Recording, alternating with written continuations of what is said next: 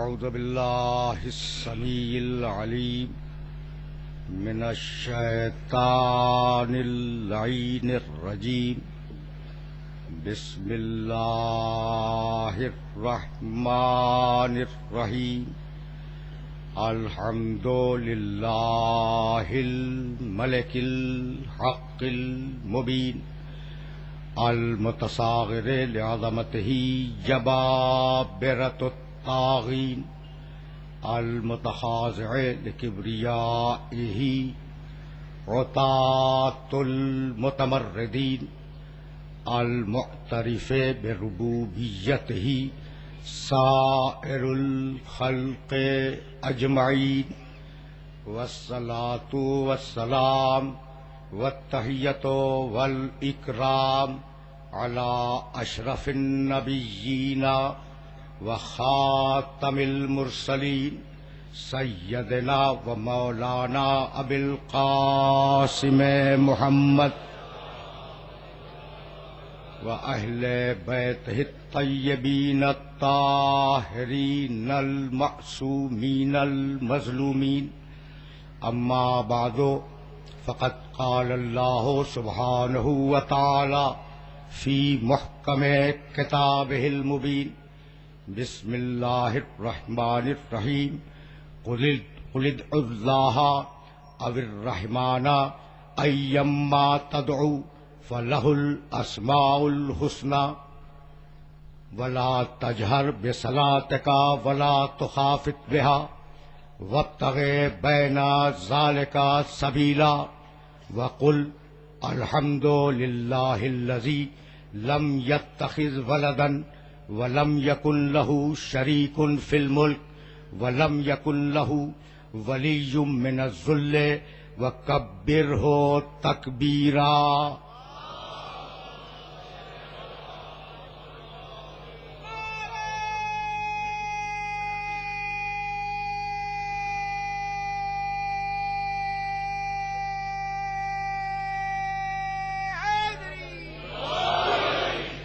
عزیزان محترم، میزان ہدایت اور قرآن کے عنوان سے ہمارا سلسلہ گفتگو اپنے اختتامی مرحلوں سے قریب ہو گیا۔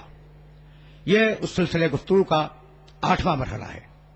قل ادعوا اللہ، حبیب لوگوں سے کہہ دے کہ تم اللہ کہہ کے پکارو، عبید الرحمان یا رحمان کہہ کے پکارو، ایما تدعو، کسی بھی نام سے پکارو، سارے اچھے نام اسی کے ہیں۔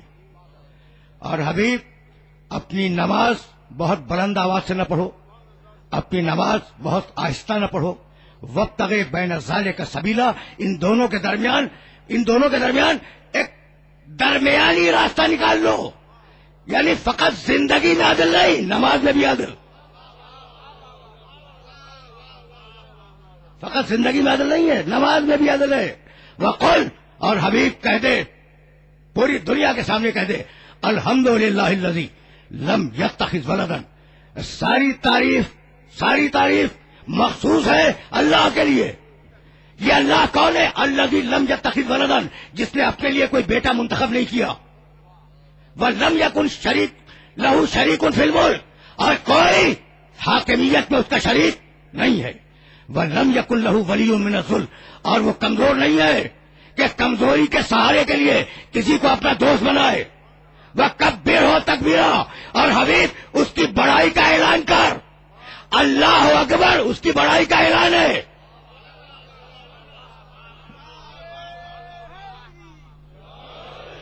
کبِّرْهُ تَكْبِيرًا، کبِّرْهُ اس کی بڑائی کا اعلان کر حبیب، تکبیرا جو حق ہے اس کی بڑائی کے اعلان کا، اللہ اکبر اس کی بڑائی کا اعلان ہے۔ سنو، پورے قرآن میں لفظ اللہ 980 جگہوں پہ آیا ہے، پورے قرآن میں اللہ کا لفظ ہے 980 مقامات پر، اور اکبر کا لفظ ہے 23 مقامات پر، لیکن اللہ اکبر پورے قرآن میں کہیں نہیں ہے۔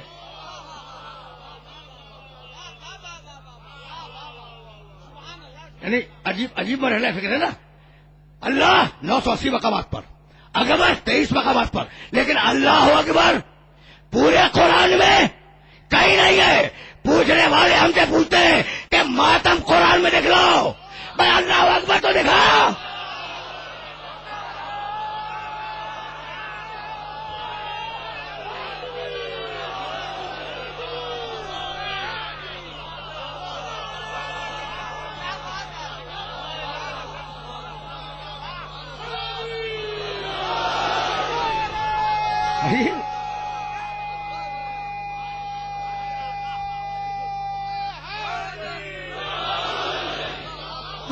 نہیں ہے، اللہ اکبر قرآن میں نہیں ہے، یہ میرے محمد نے دیا. تو محمد سے ہٹ کر تنہا کتاب کبھی کافی نہیں ہے.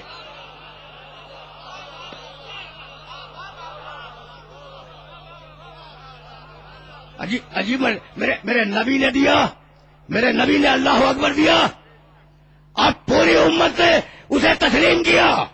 اللہ اکبر نماز کا آغاز ہے، اللہ اکبر مسلمانوں کا نعرہ ہے، وہ رزم ہو یا بادم مسلمانوں کا نعرہ اللہ اکبر ہے.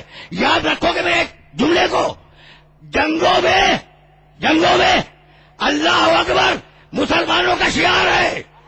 یعنی عجیب بات ہے جہاں تمہیں لے کے آ گیا ہوں. اور میرا سلام جو پڑھ رہے تھے جناب ایسا عباس، اس کے حوالے سے ایک جملہ کہوں گا اور پھر میں آگے بڑھ جاؤں گا. دیکھو خیبر میں علم دیا تھا کراری کی بنیاد پر، ٹھیک ہے نا، اور کیا کہہ کے پکارا تھا؟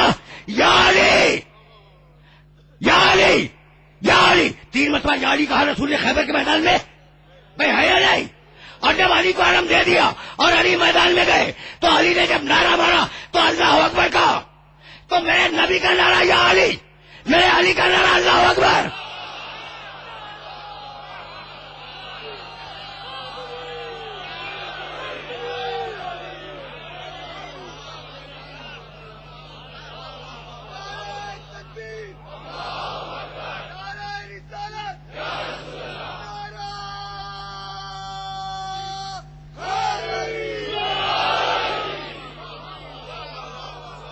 اللہ اکبر. یہ ترجمہ کیا ہے اللہ اکبر کا؟ کبیر ہو تکبیرہ. اب یہ واضح ہو جائے تو پھر میں الحمد کی طرف جاؤں گا. کبیر ہو تکبیرہ، اللہ اکبر کہو اللہ اکبر. ترجمہ بتاؤ مجھے اللہ اکبر کا. اتنا بڑا مجمع ہے، کوئی نوجوان کھڑے ہو کے بتا دے اللہ اکبر کے کیا مانی. اللہ سب سے بڑا ہے، میاں یہی تو شرک ہے.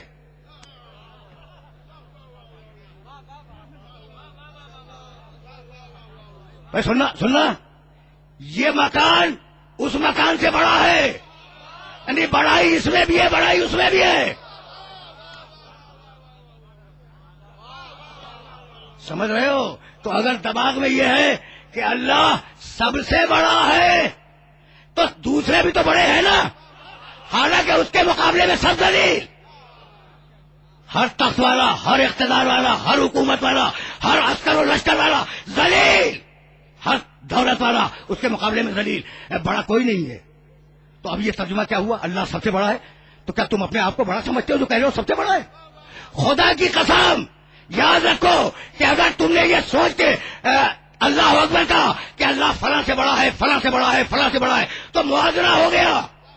اور جہاں موازنہ ہو جائے وہاں شرک ہے.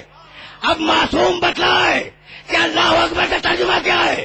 میرے امام نے کہا اللہ ہو اکبر ہو من ان یوسف، اللہ ہر تعریف سے بڑا ہے.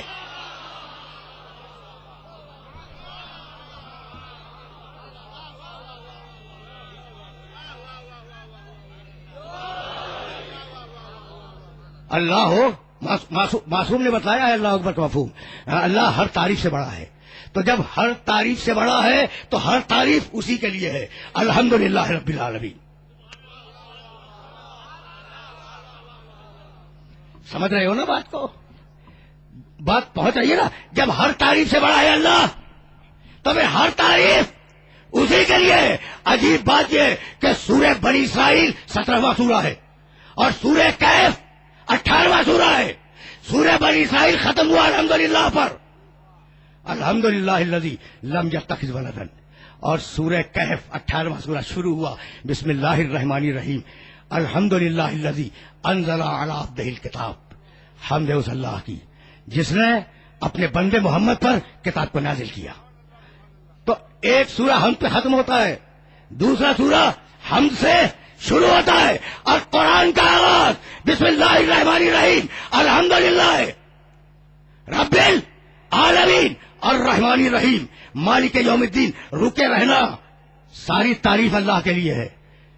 آرام سے سننا، اس لیے کہ وقت میں اتنی گنجائش نہیں ہے کہ میں موضوعات کو کھول کے بیان کروں. الحمدللہ رب العالمین، حمد ہے اللہ کے لیے، تعریفیں ہیں اللہ کے لیے. اللہ کسے کہتے ہیں؟ جس میں سارے کمالات جمع ہوں، اس کا نام ہے اللہ. بھائی یہ لفظوں کو سمجھ لو، پھر تمہیں قرآن فہمی کا ایک رخ دکھلا دوں. اللہ کے معنی جس میں سارے کمالات جمع ہوں. رب العالمین کے معنی نعمتیں دینے والا. رحمان الرحیم کے معنی آخرت میں بخشے گا. دنیا میں نعمتیں دے رہا ہے، آخرت میں بخشے گا. مالک یوم الدین کے معنی قیامت کا مالک ہے. غضبناک ہوگا جہنم میں پھینکے گا، خوش ہوگا جنت دے گا. یہی ہے نا. تو اللہ جس میں سارے کمالات جمع ہوں، رب العالمین جو نعمتیں دے، رحمانی رحیم جو قیامت میں بخشے، مالک یوم الدین جو قیامت کا مالک ہے.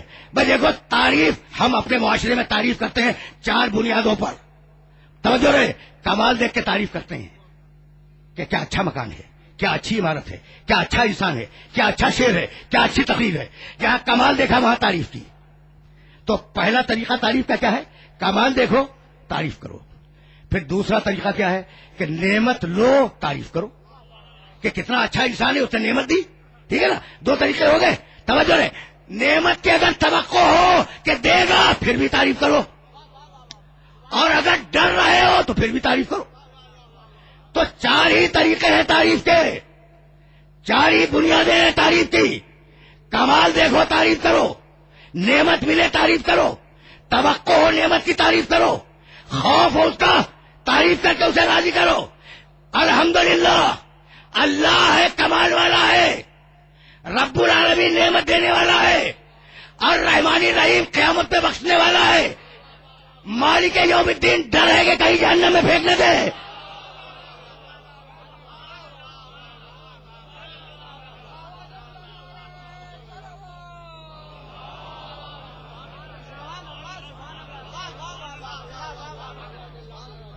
دیکھو بھائی، یہاں تک تو تمہیں لے آیا ہوں نا میں.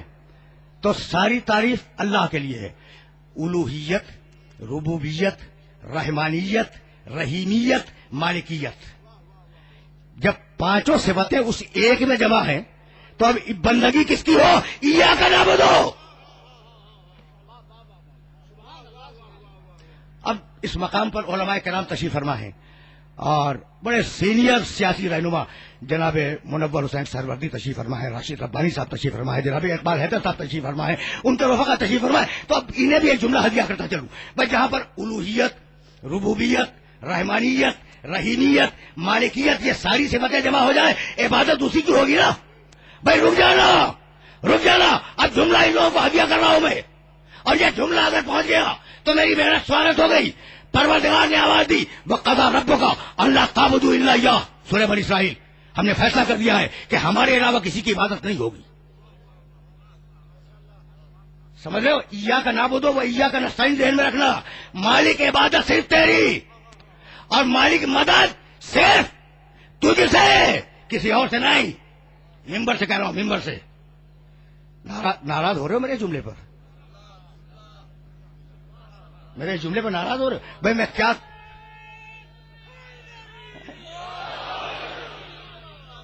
کیا کروں؟ یہ میری مجبوری ہے، اس لیے کہ میں عربی جانتا ہوں، اور ترجمہ یہی ہے، ایاک نعبد، مالک عبادت صرف تیری، و ایاک نستعین، مالک مدد صرف تجھ سے. رکے رہنا. وقضیٰ ربک، ان دونوں جملوں کو ذہن میں رکھنا. وقضیٰ ربک اللہ تعبدوا الا ایاہ، اللہ نے فیصلہ کر دیا ہے کہ اس کے علاوہ کسی کی عبادت نہیں کرو گے. بنی اسرائیل، سورہ ذاریات، وما خلقت الجن والانس الا لیعبدون. ہم نے جنوں کو اور انسانوں کو فقط اپنی عبادت کے لیے پیدا کیا. عبادت کسی اور کی نہیں ہوگی.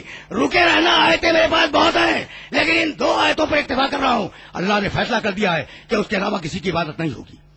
وما خلقت الجن والانس الا لیعبدون. میں نے جنوں کو اور انسانوں کو اس لیے پیدا کیا کہ فقط میری عبادت کریں، اب ہم نے کائنات کی سب سے بڑی عبادت نماز شروع کی.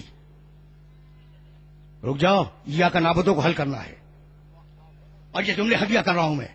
ہم نے کائنات کی سب سے بڑی عبادت نماز ہے. اب ہم نے وضو کیا، اور وضو کرنے کے بعد ہم نماز کے مصلی پہ آئے، اور مصلی پہ آنے کے بعد ہم نے اذان کہی. 4 مرتبہ کہا اللہ اکبر، 2 مرتبہ کہا اشہد ان لا الہ الا اللہ، پھر 2 مرتبہ کہا اشہد ان محمد رسول اللہ. عبادت اللہ کی، اس میں ذکر محمد.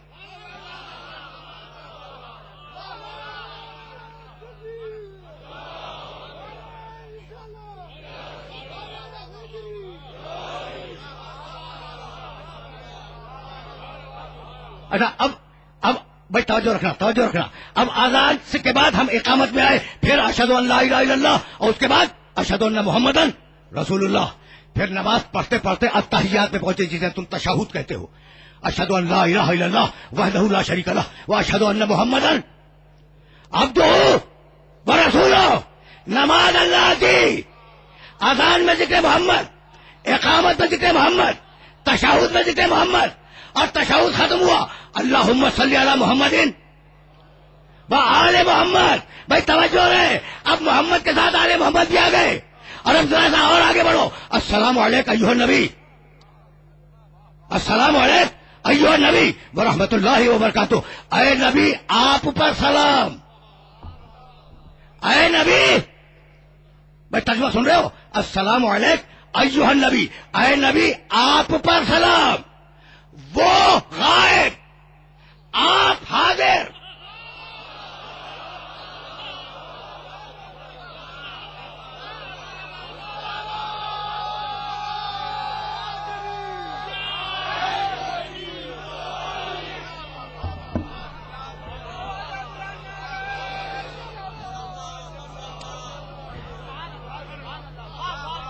وہ غائب، آپ حاضر.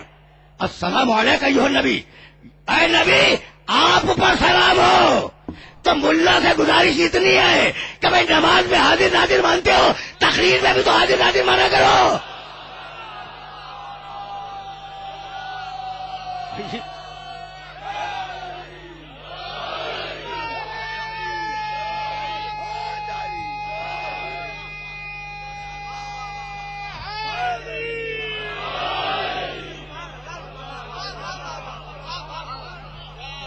یہ مرحلہ فکر آسانی سے سر ہو رہا ہے نا، تو میرے ساتھ آسانی سے چلتے رہنا.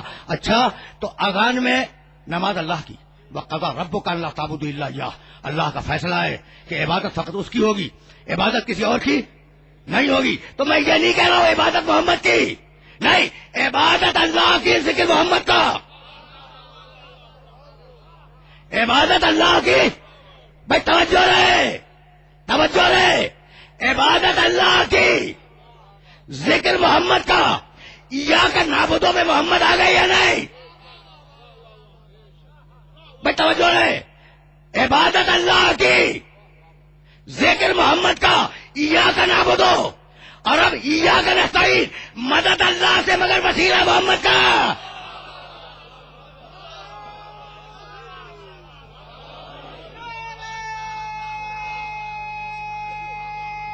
مرحلہ فکر ہے، یہ مرحلہ فکر ہے.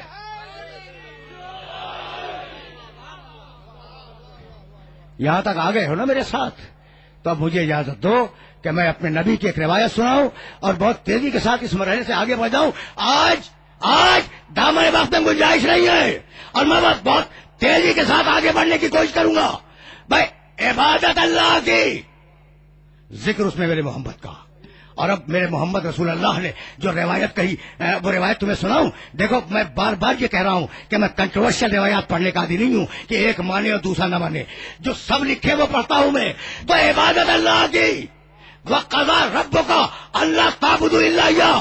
فیصلہ ہے اللہ کا کہ اس کے علاوہ کسی کی عبادت نہیں کرو گے. اب میں کیا کروں؟ میرے نبی نے کہا ذکر علی جی عبادت، علی کو دیکھ کا ذکر عبادت ہے، دیکھنا عبادت ہے، دل میں محبت رکھنا عبادت ہے.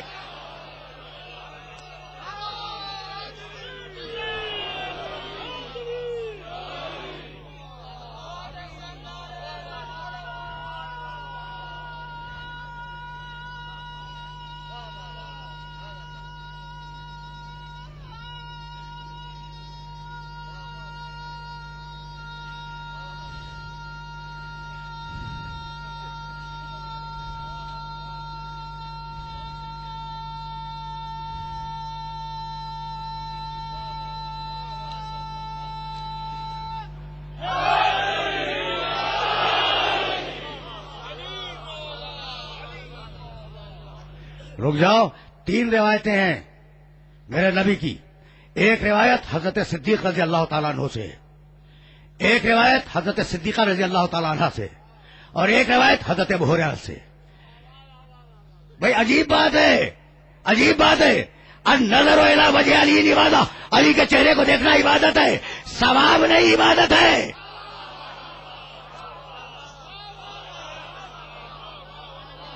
ثواب نہیں عبادت ہے. علی کے چہرے کو دیکھنا عبادت ہے، علی کا ذکر کرنا عبادت ہے، علی کی محبت دل میں رکھنا عبادت ہے، علی کو دیکھنا عبادت ہے.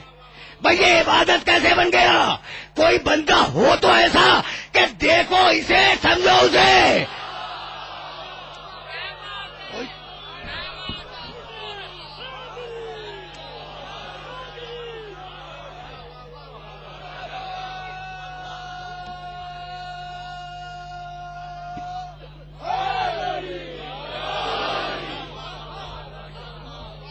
دیکھو اب میں کل کی گفتگو سے اس مقام پہ متصل ہونے جا رہا ہوں. میرے پاس دامن وقت میں اتنی گنجائش نہیں ہے کہ میں موضوع کو بہت زیادہ جسٹیفائی کر سکوں.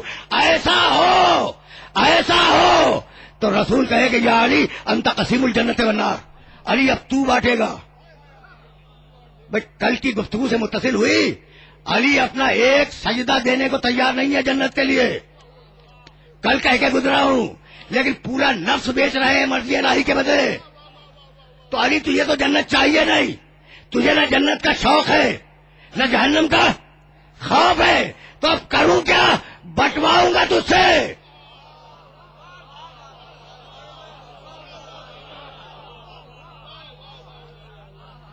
میرا یہ میسج پہنچ گیا؟ نہیں پہنچا، نوجوانوں تک نہیں پہنچا، یہ گھور رہے ہیں مجھے. تو اب ایک جملہ سنتے جاؤ. اللہ نے جنت بنائی ہے، بنانے والا کوئی اور نہیں ہے. جنت بنائی اللہ نے.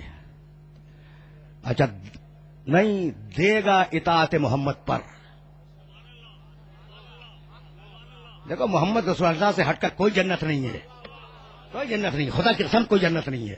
تو بنائی جنت اللہ نے، دے گا رسول کی اطاعت پر، بٹوائے گا علی سے. یہ تینوں باتیں ذہن میں رہیں گی. جنت بنائی ہے اللہ نے، توجہ رکھنا، جنت بنائی ہے اللہ نے، دے گا اطاعت محمد پر، بٹوائے گا علی سے. پروردگار خود بانٹ دے، بنائی تو نے خود بانٹ دے. کہا میں ہوں رب العالمین، رب العالمین ہوں. قیامت کے دن دنیا کے سارے مذہب میری جان کو آ جائیں گے. ہندو کہے گا رام مجھے دے دے، عیسائی کہے گا گاڈ مجھے دے دے، پارسی کہے گا خدا مجھے دے دے، مسلمان کہے گا اللہ مجھے دے دے. تو میں کس کو دیتا پھروں؟ دینی ایک کو ہے اور سارے میری جان کو آ جائیں گے. سمجھ رہے ہو نا بات کو؟ سارے دنیا کے سارے مذاہب میری جان کو آ جائیں گے کہ ہمیں دے دے. اب دینی ایک کو ہے تو پروردگار اپنے محمد سے بٹوا دے. کہا کہ اگر میں رب العالمین ہوں تو میرا رسول رحمت للعالمین ہے.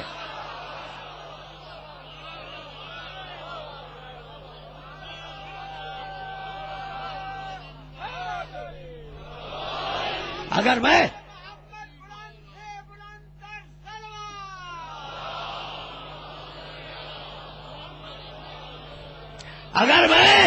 رب العالمین ہوں تو میرا نبی رحمت للعالمین ہے. 72 کے 72 فرقے اس کی جان کو آ جائیں گے اور ہر ایک دامن تھام کے کہے گا کہ یا رسول اللہ ہمیں دے دیجئے.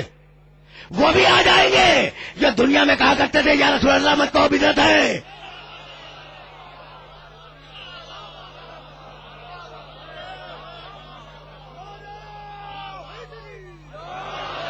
وہ بھی آ جائیں گے جو دنیا میں کہتے تھے کہ یا رسول اللہ کہنا بدعت ہے. وہ بھی میدان حشر میں کہیں گے یا رسول اللہ ہمیں دے دیجئے، یا رسول اللہ ہمیں دے دیجئے. اور دینی ایک کو ہے تو اب ایسے سے بٹواؤں گا جہاں کافر تو کافر ہے، منافق بھی اندر داخل نہ ہو سکے.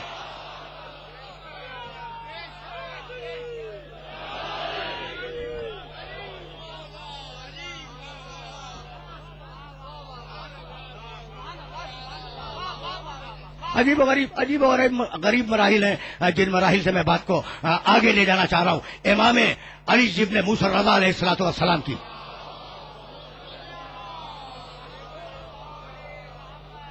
خدمت مبارک میں ایک شخص آیا. اب میں بہت کم اپنے مسلک کی روایتیں بیان کرنے کا عادی ہوں، بہت کم، لیکن اب آ گئی ہے درمیان میں تو سنتے جاؤ. اب کہنے لگا فرزند رسول، یہ توس کا واقعہ ہے، مشق کا، نیشاپور. فرزند رسول، یہ کیا بات ہے؟ یا علی انت قسیم الجنت والنار، یا علی تم جنت اور جہنم کے تقسیم کرنے والے ہو. کیا مطلب اس کا مطلب کیا ہے؟ کہا کہ بھائی یہ تو میرے رسول کا جملہ ہے، مطلب تو وہی بتائیں گے. یہ تو بھائی سننا معصوم کا جواب سننا، یہ تو میرے رسول کا جملہ ہے، میرے جج کا جملہ ہے، مطلب تو وہ بتائیں گے. کہا فرزند رسول مطلب تو آپ بھی بتائیں گے. پوچھنے والے کو یقین ہے فرزند رسول. بھائی سننا مطلب تو آپ بھی بتائیں گے. کہا سوال کیا ہے؟ کہا سوال یہ ہے کہ جنت اور جہنم تو بٹے ہوئے، فریق فی الجنت و فریق فی النار. کافر جہنم میں جائے گا اور مومن جنت میں جائے گا. سننا بھائی سننا، یعنی واقعی بٹے ہوئے، یعنی آج تم فیصلہ کر کے کہہ سکتے ہو ڈنکے کی چوٹ پر کہ کافر جہنمی ہے، مومن جنتی ہے، ٹھیک ہے نا؟ تو بٹے ہوئے. اب علی کون سا کمال کریں گے؟ ہے سوال. خدا کی قسم معصوم نے جواب دیا، اور جو جواب دیا ہے وہ فقط میری کتاب میں نہیں ہے، صحیح ہے مسلم میں بھی ہے، صحیح کتابوں کی فہرست میں دوسرے نمبر کی کتاب. معصوم نے کہا بھائی سننا، پہلے سوال سمجھ لو کہ کافر اور مومن یہ جنت و جہنم کے مستحق ہیں. کافر جہنم میں جائے گا، مومن جنت میں جائے گا، تو علی کیا کریں گے؟ کہا کہ بھائی رسول نے علی کو تقسیم کرنے والا بتلا کر علی کو جنت و جہنم کی میزان بنایا ہے. اس لیے کہ رسول نے کہا تھا یا علی حبوں کا ایمان و کفروں کا بغض و نفاق. علی تیری محبت ایمان ہے، تیری دشمنی کفر ہے. تو ایسے بانٹا کہ جو مومن ہے وہ جنت میں جائے گا، جو منافق ہے وہ جہنم میں جائے گا.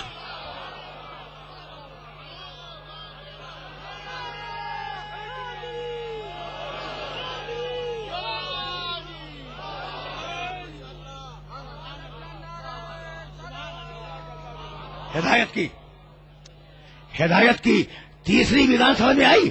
پہلی قرآن، دوسری میدان محمد رسول اللہ، تیسری میدان علی ابن ابی طالب. اب رک جانا یا خدا کی قسم روک رہا ہوں تمہیں، بات تو واضح ہوتی آ رہی ہے نا.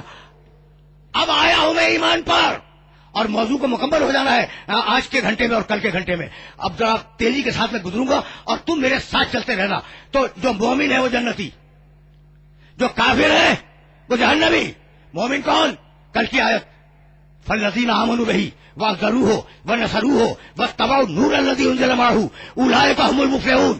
دیکھو جو میرے محمد پہ ایمان لائے وہ مومن، جو میرے محمد کی عزت کرے وہ مومن، جو میرے محمد کی مدد کرے وہ مومن، جو محمد کے ساتھ آنے والے نور کی پیروی کرے وہ مومن. یہاں تک آ گئے. یہ مثبت ہے. ایمان لاؤ میرے نبی پر، عزت کرو میرے نبی کی، مدد کرو میرے نبی کی، وہ نور جو نبی کے ساتھ آیا ہے اس کی پیروی کرو. یہ مثبت حکم ہے. اور اب دو منفی حکم سناؤں گا بس، اور تقریر اس مرحلے پہ رک جائے گی. انما المؤمنون الذین آمنوا باللہ ورسولہ. پوری آیت نہیں پڑھ رہا ہوں، یہ ٹکڑا قرآن مجید میں دو مقامات پہ ہے، سورہ نور میں ہے، سورہ حجرات میں ہے. سننا آرام سے سننا. انما المؤمنون الذین آمنوا باللہ ورسولہ. انما کے معنی تو جانتے ہو نا، میں نے بار بار مختلف مجلسوں میں انما کے معنی بتلائے ہیں. بس اور بس، بس اور بس، کلمہ حصر ہے انما. لیکن آج میں اب بات آ گئی ہے تو یہ جملہ بھی سنتے جاؤ. آج میں تمہیں انما کے ایک نئے معنی بتلا رہا ہوں، اور جاؤ عربی کی کتابوں میں دیکھ لینا انما کے معنی. اور اگر انما کے معنی پہنچ گئے تو میری محنت سوارت ہو گئی. انما الخمر والمیسر والازلام، انما الخمر والمیسر والازلام والانصاب رجس من عمل الشیطان. شراب، جوا وغیرہ یہ نجس ہیں. انما جیسے یہ نجس ہے ایسی نجس چیز کوئی نہیں ہے. یہ ہے انما کا ترجمہ. بھائی پوری طرح سمجھو تو میں بات کو آگے بڑھاؤں. انما کے معنی کیا ہوئے کہ جیسی یہ چیزیں نجس ہیں چیزوں میں، جیسی یہ چیزیں نجس ہیں ویسی کوئی اور چیز نجس نہیں ہے. سورہ توبہ میں آواز دی انما المشرکون نجسون. جیسا نجس مشرک ہے ویسا کوئی اور نجس نہیں ہے. انما کے معنی سمجھ گئے؟ انما کے معنی سمجھ گئے؟ جیسی یہ نجس ویسی کوئی اور چیز نجس نہیں. جیسے مشرک نجس ویسا کوئی اور نجس نہیں. انما انا بشر مثلکم، جیسا میں بشر ویسا کوئی اور بشر نہیں.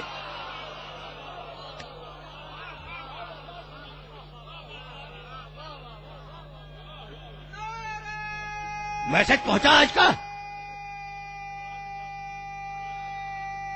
اچھا آج فیصلہ ہو جائے. میاں سنو، اب ایک آف دا ریکارڈ بھی جملہ سنتے جاؤ. آج فیصلہ ہو جائے. انما انا بشر مثلکم، جیسا بشر میں ہوں ویسا بشر کوئی اور نہیں ہے. اب ایک جملہ کہنا چاہ رہا ہوں. میرے بھی کان پک گئے کہ محمد رسول اللہ بشر سے نبی بنا دیا. وہ کہتے ہیں بشر تھے بھائی، عبداللہ اور آمنہ کی نسل سے تھے. باپ کا نام عبداللہ، ماں کا نام حضرت آمنہ، ٹھیک ہے نا، ان سے پیدا ہوئے، بشر سے نبی بنا دیا. بھائی میرے جملے کو یاد رکھنا. انی خالق بشرا من طین، میں نے مٹی سے ایک بشر کو بنایا. کون ہے وہ بشر؟ پہلا بشر کون ہے؟ آدم ہے. سب کو معلوم ہے نا، یہ اس میں دو رائے تو نہیں ہے. تو دیکھو آیت میں لفظ بشر ہے. انی خالق بشرا من طین، میں مٹی سے ایک بشر بنانے والا ہوں. اور وہ کون ہوگا؟ آدم. تو آدم بنے ہیں پہلے بشر. آدم کون ہے؟ پہلے بشر. یاد رکھنا، یاد رکھنا، آدم ہے پہلے بشر. اور میرے نبی نے کہا کنت نبیان وہ آدم و بین الماء والطین، میں اس وقت نبی تھا کہ ابھی آدم بنے نہیں تھے. بس توجہ رکھنا میرے جملے کو. میں اس وقت نبی تھا کہ ابھی آدم بنے نہیں تھے. جب آدم بنیں گے تو بشر آئے گا. جب آدم بنیں گے تو بشر آئے گا. محمد رسول اللہ بشر کے آنے سے پہلے نبی تھا. تو یہ نہ کہنا کہ اللہ نے بشر کو نبی بنا دیا، نہیں، نبی کو بشر بنا دیا.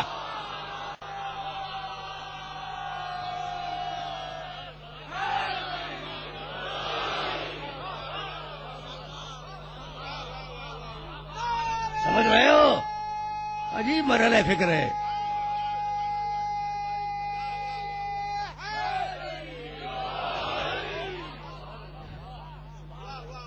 بھائی یہ انما کا جادو دیکھ رہے ہو؟ انما کا کمال دیکھ رہے ہو؟ انما الخمر والمیسر والانصاب والازلام رجس من عمل الشیطان. یہ شراب، جوا وغیرہ یہ جیسے نجس ہے ویسی کوئی چیز نجس نہیں ہے. انما المشرکون نجسون، جیسا نجس مشرک ہے ویسی نجس کوئی شخصیت نہیں ہے. انما انا بشر مثلکم، جیسا بشر میں ہوں ویسا بشر کوئی نہیں ہے. انما ولیکم اللہ ورسولہ والذین آمنوا، تمہارے ولی تین ہیں، اللہ ہے، رسول ہے، رکوع میں انگوٹھی دینے والا ہے. جیسے ولی یہ ہے ویسا ولی کوئی نہیں ہے.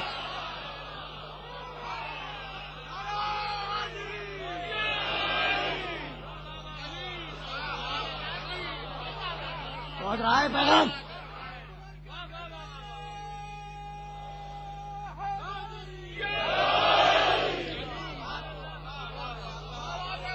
دیکھنا بھائی، دیکھنا.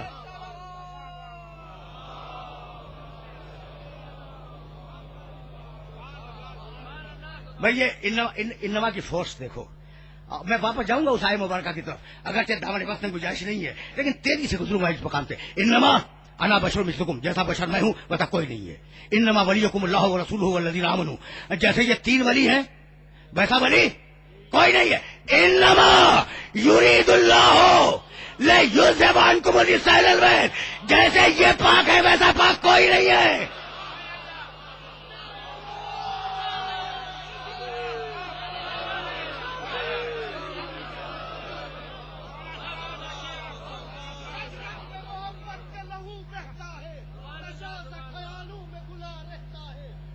قرآن سے کیا ذکر نباتات تجھے ان سے جو چٹکتا ہے علی کہتا ہے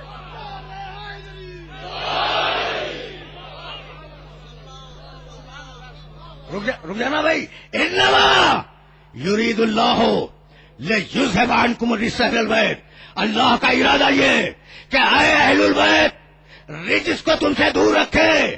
تو جیسے پاک یہ ہے ویسا پاک کوئی نہیں ہے. یعنی انبیاء کمال طہارت پہ ہیں لیکن ان جیسے نہیں ہیں. تو جب پاک لوگ ان کا مقابلہ نہ کر سکے تو نجس کو کہاں سامنے لاتے ہو؟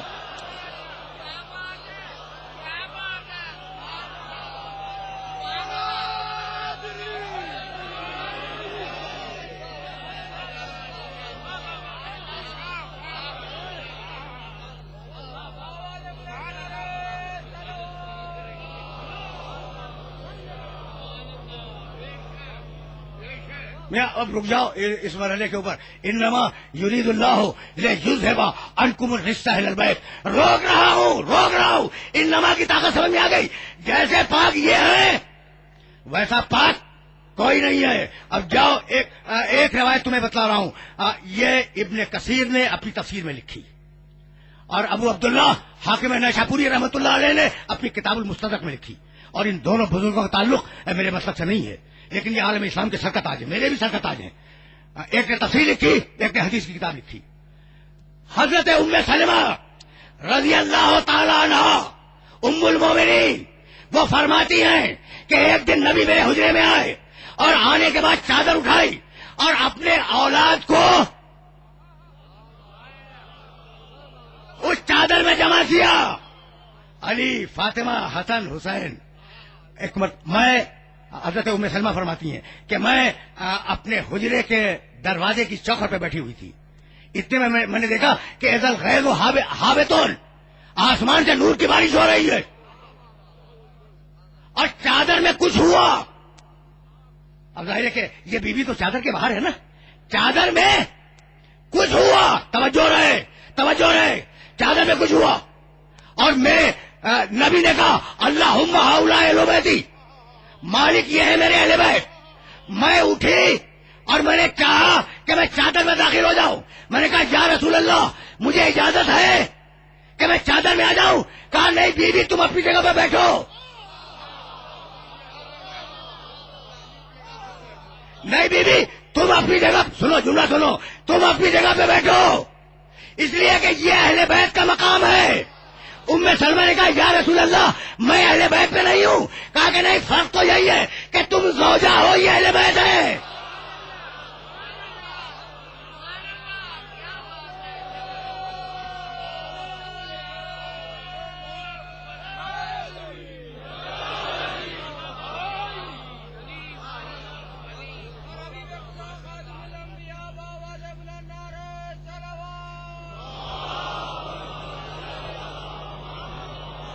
میں نے بڑی رحمت دی نا، لیکن ایک جملہ سنتے جاؤ تاکہ اب تو اختتامی مرحلوں میں ہم داخل ہو چکے ہیں اور اب میں بڑی خستگی محسوس کر رہا ہوں. ظاہر ہے کہ گفتگو طویل نہیں ہوگی لیکن جملہ تو سنتے جاؤ نا. تو اے آل محمد، اے اہل البیت، ہمارا ارادہ یہ ہے کہ ہم رجس کو تم سے دور رکھیں. رجس کو رجس. اب میں یہ سوچتا رہا کہ مجھے لغت کی کتابیں اٹھانی چاہیے اور دیکھنا چاہیے کہ رجس کے معنی کیا ہے. ہونا تو ہی چاہیے نا. عام معنی تو سب کو معلوم ہے، نجاست. رزق کے معنی نجاست. میں مزید ڈیٹیلز چاہ رہا تھا. اچھا دیکھو، اہل البیت میں یہ میرا جملہ یاد رکھنا، اہل البیت میں علی، فاطمہ، حسن، حسین، ایک پانچواں بھی ہے خود رسول. اور کبھی اگر موقع ہوا تو میں بتاؤں گا، خود آیت میں دلیل موجود ہے کہ جو لوگ چادر میں ہیں انہیں خطاب کیا گیا ہے اور چادر میں رسول بھی ہیں. یہ باریکی سمجھ رہے ہو نا. چادر تو اہل البیت میں 5 ہیں. اچھا اب بیت کے معنی کیا ہوئے؟ بیت اللہ، اللہ کے گھر کے اہل یہی ہیں. تو میں یہ سوچتا رہا، میرا سننا یہ جملہ کہ ان 5 سے پنجتن سے اللہ نے رزق کو دور رکھا ہے. تو میں رزق کو تو معلوم کروں کہ رزق ہے کیا. تو میرا جی چاہتا تھا، میرے پاس بہت بڑی لائبریری ہے، میرا جی چاہتا تھا کہ میں لغت کی کتابیں نکالوں اور رزق کے معنی دیکھوں، لیکن ایک مرتبہ آیت نے خود میرا دامن کھینچ لیا، رک جا، رزق کے معنی تو ہم نے خود بتا دیے، جو ان سے دور ہو وہی سے۔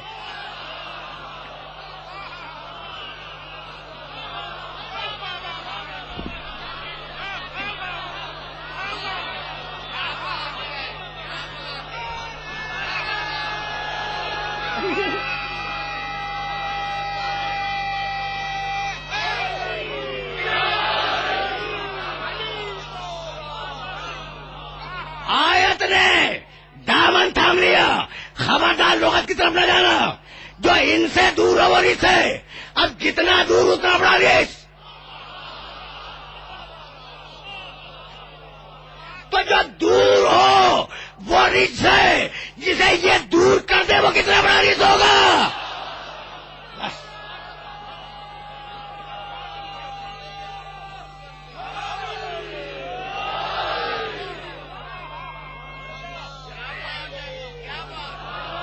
میاں رکو اس مرحلے پر، بس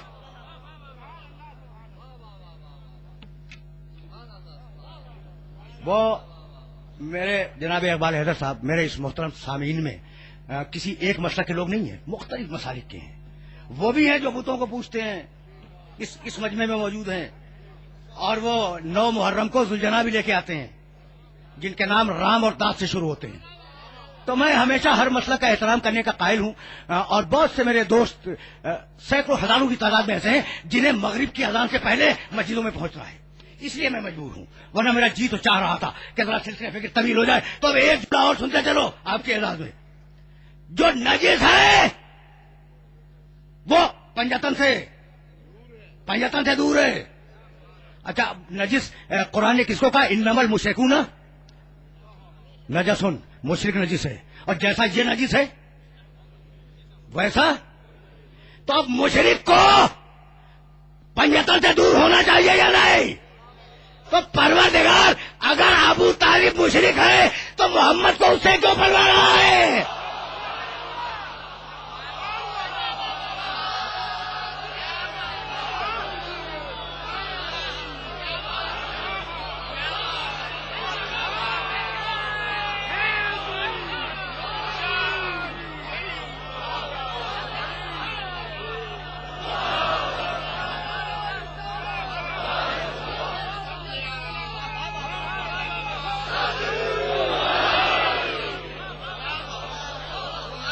یاد رکھو گے؟ بس یاد رکھو گے نا میرے اس جملے کو؟ تو اب ظاہر ہے کہ دامن وقت میں گنجائش نہیں ہے۔ انما کی قوت سمجھ میں آ گئی؟ اب چلو سورہ نور اور سورہ حجرات۔ انمل سورہ نور 24واں سورہ قرآن کا 62ویں آیت، انما المؤمنون الذین آمنوا باللہ ورسولہ واذا كانوا معه على امر جامع لم يذهبوا حتى يستأذنوه۔ مومن وہ ہے، بس اور بس مومن وہ ہے جو اللہ پہ ایمان لائے اور رسول پہ ایمان لائے، اور مومن وہ ہے کہ اگر رسول کسی اجتماعی کام میں ہو، اجتماعی کام میں، امر جامع، قرآن نے لفظ استعمال کیا امر جامع، اجتماعی کام میں، نماز پڑھا رہا ہے، میدان جنگ میں ہے، خطبہ دے رہا ہے، اجتماعی کام، اکیلا نہیں۔ اگر محمد رسول اللہ اجتماعی کام میں ہو تو اجازت کے بغیر اسے چھوڑ کے نہ جانا، جب تو مومن ہو ورنہ نہیں۔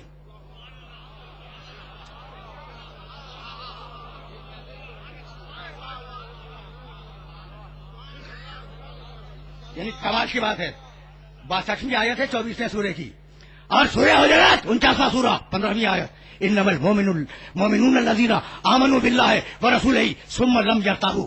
مومن وہ ہے جو خدا پہ ایمان لائے، رسول پہ ایمان لائے، اور لانے کے بعد شک نہ کرے۔ کنکلوژن ارض کرو، خلاصہ، مومن بس وہ ہے کہ توحید اور رسالت پر ایمان لانے کے بعد شک نہ کرے۔ اگر مومن ہو تو شک نہ کرنا توحید میں، شک نہ کرنا رسالت میں، اور اگر مومن ہو تو رسول اگر کسی امر جامع میں ہو تو اسے چھوڑ کے نہ جانا۔ اگر نماز پڑھا رہا ہو تو جماعت توڑ کے نہ جانا، اور اگر جنگ کر رہا ہو تو جنگ چھوڑ کے نہ جانا۔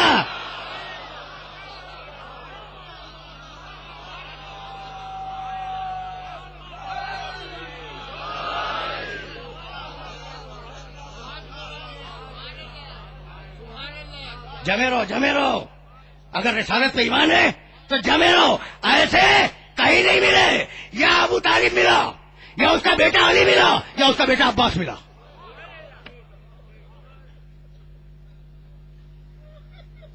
میں نے زحمت دی. اس شہزادے کا تذکرہ ہے نا، اور اب تو اتنا وقت بھی نہیں ہے کہ میں اپنے سننے والوں کو اس شہزادے سے متعارف کراؤں. عقیل سے کہا کہ عقیل، ایک بہادر خاندان سے ایک خاتون کا انتخاب کرو جس سے میں عقد کروں. تلد علی غلام فارسہ، تاکہ اس کے بطن مطہر سے میرے لیے ایک بہادر بیٹا پیدا ہو جو کربلا کے میدان میں حسین کے کام آئے.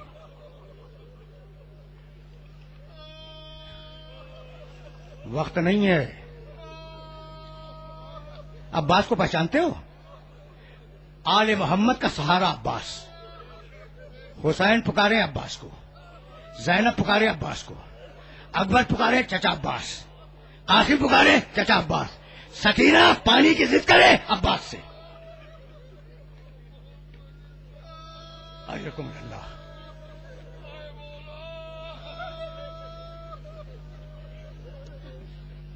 زحمت نہیں دوں گا.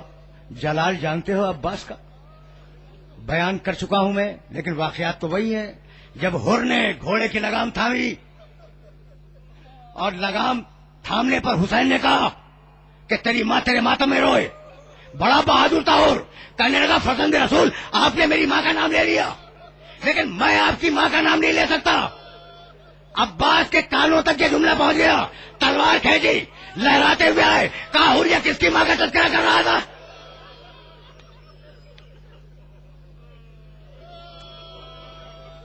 اب اگر تیری زبان سے یہ جملہ نکلا تو تیری زبان کو کاٹ دوں گا.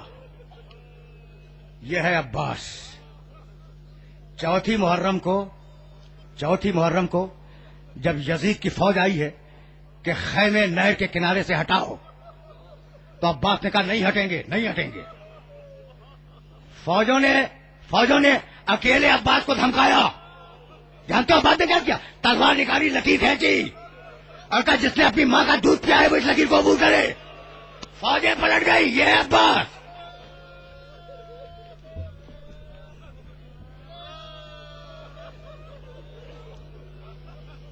زحمت نہیں دوں گا. تعارف ہو گیا نا عباس کا.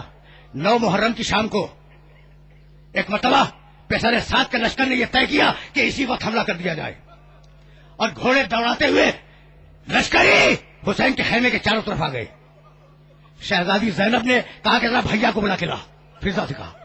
حسین آئے. کہا بہن کیا بات ہے؟ کہا بھیا حملہ تو اسی وقت ہو رہا ہے. کہا عباس کہاں ہے؟ یہ ہے عباس. بڑا عباس کو. عباس آئے. کہا جا کے ان سے کہو کہ ہم 1 رات کی مہلت چاہتے ہیں اللہ کی عبادت کے لیے. اکیلا عباس آیا اور اس کے پیچھے 20 سپاہی حسین کے لشکر کے آئے. کہا میرا آقا میرا مولا 1 رات کی مہلت چاہتا ہے اللہ کی عبادت کے لیے. فوجیں پلٹ گئی. یہ ہے جلال عباس کا. وہ عباس آیا، کہنے لگا مولا مجھے جنگ کی اجازت ہے.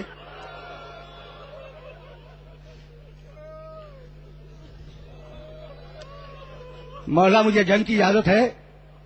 کہا عباس تم میری فوج کے علمبردار ہو، تمہیں کیسے اجازت دے دوں؟ فنظر یمینا و شمالا.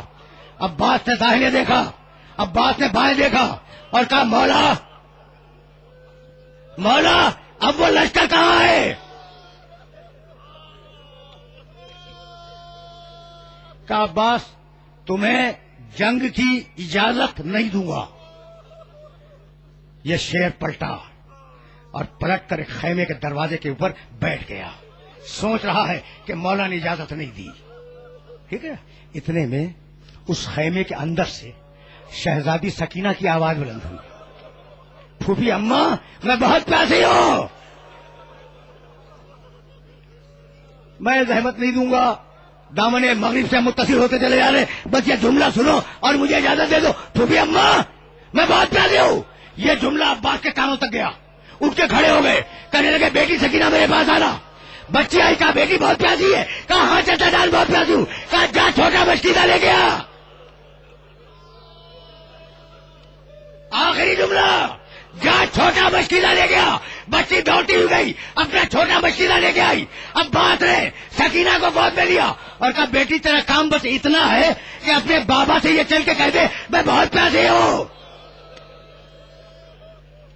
اپنے بابا سے یہ چل کے کہہ دے میں بہت پیاسے ہوں۔ حسین اپنے خیمے کے باہر کرسی میں تشریف فرما تھے، عباس سکینہ کو گود میں لیے ہوئے آئے، آخری جملہ سنو، جیسے ہی حسین نے دیکھا کہ عباس کی گود میں سکینہ ہے، ایک جملہ عباس سے کہا، کہنے لگے عباس میں سمجھ گیا کہ سکینہ کو کیوں لائے ہو، جاؤ سکینہ کے لیے پانی کا بندوبست کرو، اور بیٹی سے کہا بیٹی اب تو چچا کو اجازت دلوا رہی ہے، کل جب ظالم راہ کوفہ و شام میں تماچے ماریں گے تو بہت یاد کرے گی چچا کو، بھائی یہی تھا وہ عباسا وہ عباسا۔